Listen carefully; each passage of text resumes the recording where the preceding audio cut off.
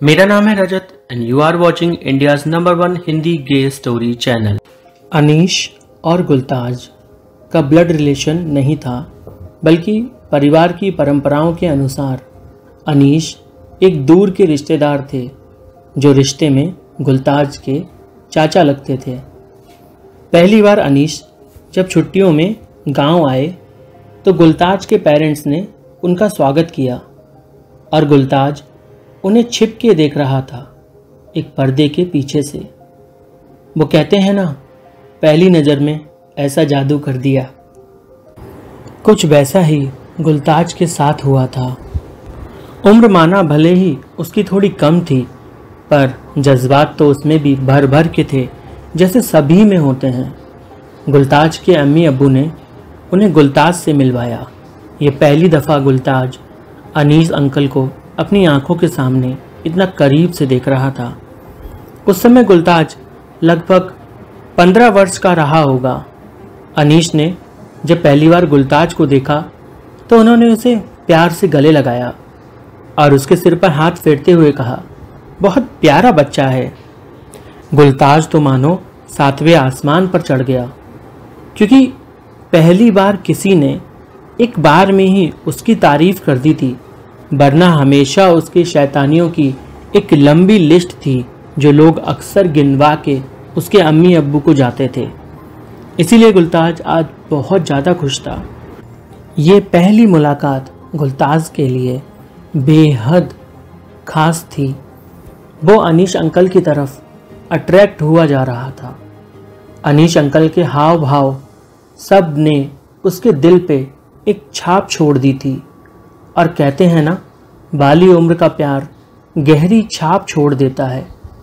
उसके दिल में कुछ अजीब सा महसूस हो रहा था, एक अजीब सी उथल पुथल जो उसने उससे पहले कभी महसूस नहीं की थी।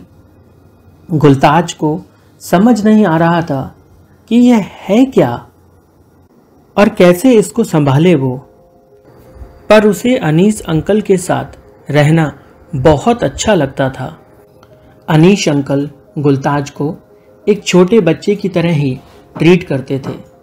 कभी उसके लिए चॉकलेट लाना, कभी टॉफ़ीज़ और कभी बिस्कुट्स लाना।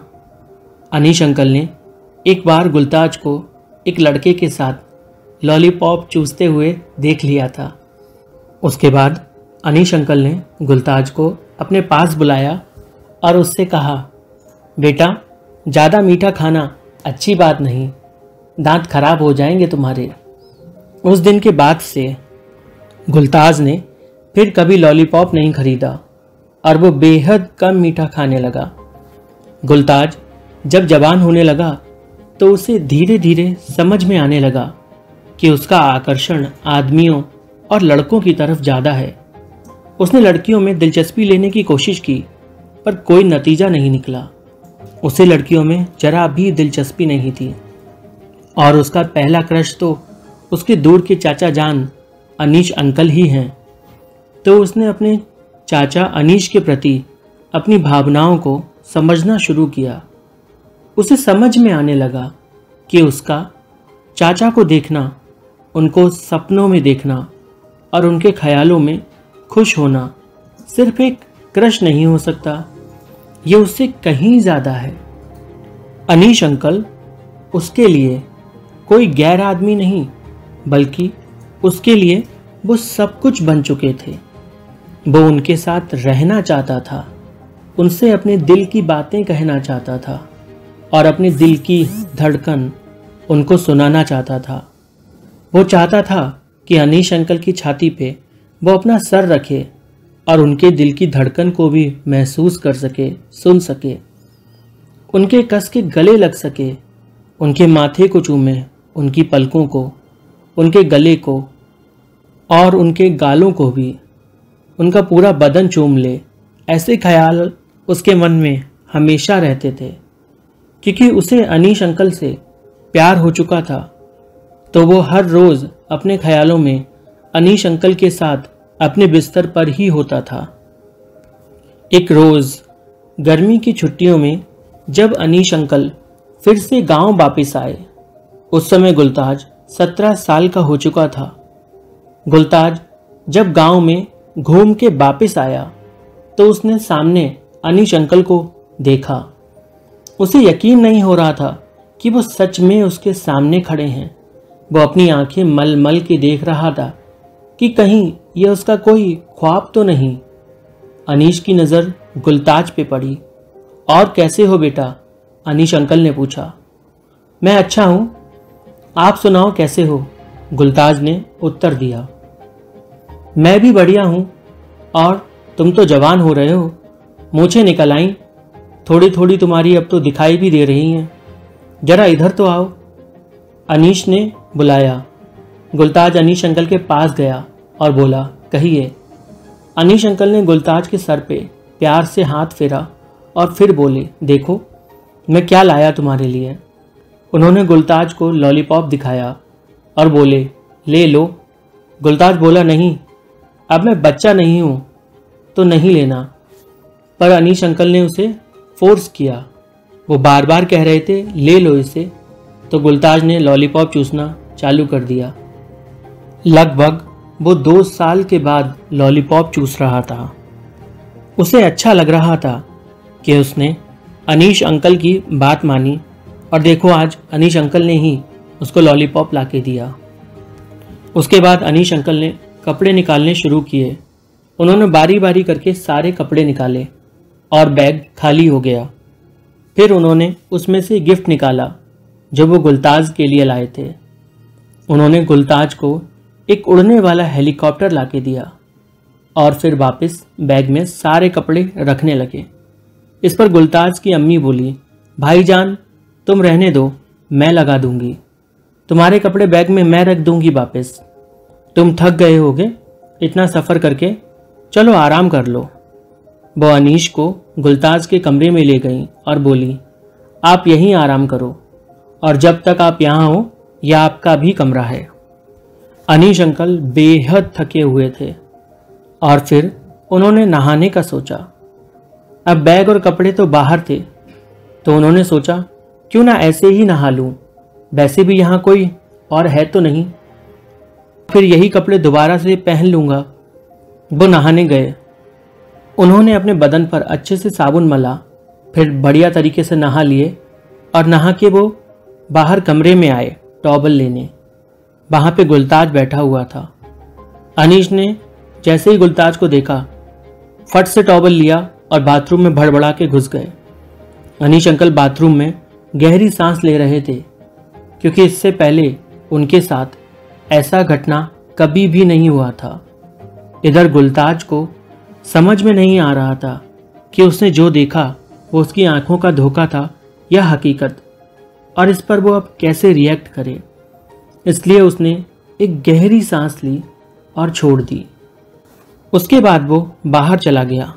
लगभग 2 घंटे के बाद जब गुलताज की अम्मी अनीश को बुलाने आई तो उन्होंने देखा कि वो गहरी नींद में सो रहा है। उन्होंने उसे डिस्टर्ब करना सही नहीं समझा और वहाँ से चली गईं। फिर वो गुलताज के पास गईं और उससे बोली, सुन, मैंने खाना बना के रख दिया है, जब चाचू जागे तो उन्हें परोस देना। गुलताज ने हाँ में सिर हिला दिया। फिर अम्मी कहीं बाहर चली गईं कुछ सामान लेने। अब घर पे सिर्फ अनीश अंकल और गुलताज ही थे। गुलताज अपने कमरे में गया। वहाँ अनीश अंकल टॉवल में सो रहे थे। उनके कपड़े खूंटी पे टंगे हुए थे। गुलताज बस उनको देख रहा था। आर्मी में होने की वजह से उनकी बॉडी एकदम फिट थी और वो सो रहे थे। गुलताज बस उन्हें देखे जा रहा था। उसके दिमाग ने काम करना बंद कर दिया था। वो कुछ भी सोच नहीं पा रहा था। उसकी नज़रें अनीश अंकल पर पूरी तरह से टिक चुकी थी। वो टकटकी लगा के उन्हें देख रहा था। वो उनके करीब गया, बहुत करीब, और करीब से उनको देखने लगा। फिर जाकर वो धीरे से बिस्तर पर लेट गया। अनीश अंकल गहरी नींद में थे। गुलताज बस उनको यूं ही करीब से देख रहा था।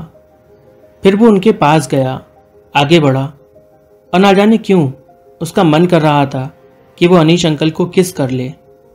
तो उसने उनके गाल पर किस किया। वो थोड़े से हिले डुले पर उनकी नींद टूटी नहीं।